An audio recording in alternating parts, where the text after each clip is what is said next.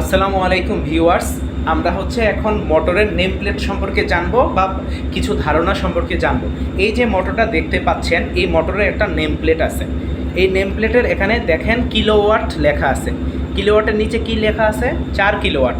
অর্থাৎ এই মোটরটা হচ্ছে 4 কিলোওয়াটের মোটর।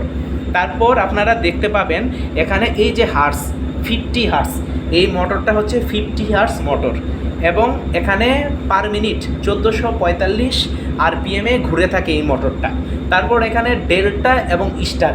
আপনারা জানেন মোটরের কানেকশন দুই ধরনের হয়, একটা হচ্ছে ডেল্টা কানেকশন আর একটা হচ্ছে স্টার কানেকশন। ডেল্টায় নিয়ে থাকে 7.8 এম্পিয়ার, আর আমরা জানি স্টারে সবসময় কারেন্ট কম নেয়, স্টারে কারেন্ট কম নিচ্ছে 4.5 এম্পিয়ার। এবং এই মোটরটা হচ্ছে 3 ফেজ মোটর, প্রতি ফেজের ভোল্টেজ হচ্ছে এই যে 415 ভোল্ট।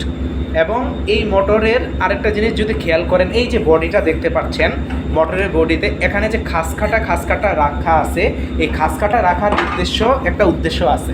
কারণ এই মোটরে যখন আপনি কারেন্ট প্রবাহিত হবে তখন মোটরটা গরম হবে, গরম হলে কিছুদিন পর মোটরটা পুড়ে যেতে পারে, তাই একটা কুলিং সিস্টেম থাকা প্রয়োজন। এবং সেই জন্য মোটরের এখান দিয়ে এয়ার ঢুকে এখান দিয়ে এয়ার বের হবে, যার কারণে হচ্ছে মোটরের বডিটা ঠান্ডা থাকবে, প্রতি খাঁজে এয়ার ঢুকে এয়ার বের হবে। এভাবে সারফেস এরিয়াটাকে বাড়িয়ে মোটরটাকে কুলিং রাখার জন্য এই খাঁজকাটা করা হয়েছে। এবং মোটরের আরেকটা জিনিস আপনারা দেখতে পান, এটা হচ্ছে টার্মিনাল বক্স। এই বক্স থেকে কানেকশান বের হবে, এখানে কানেকশান বের হবে 3টা কানেকশান আর ওয়াইবি। কখনো 3টা কানেকশান বের হয়, কখনো 6টা কানেকশান বের হয়।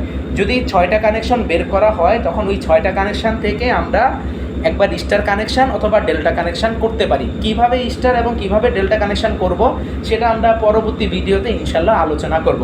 আশা করি মোটর সম্পর্কে কিছুটা হলেও ধারণা পেয়েছেন।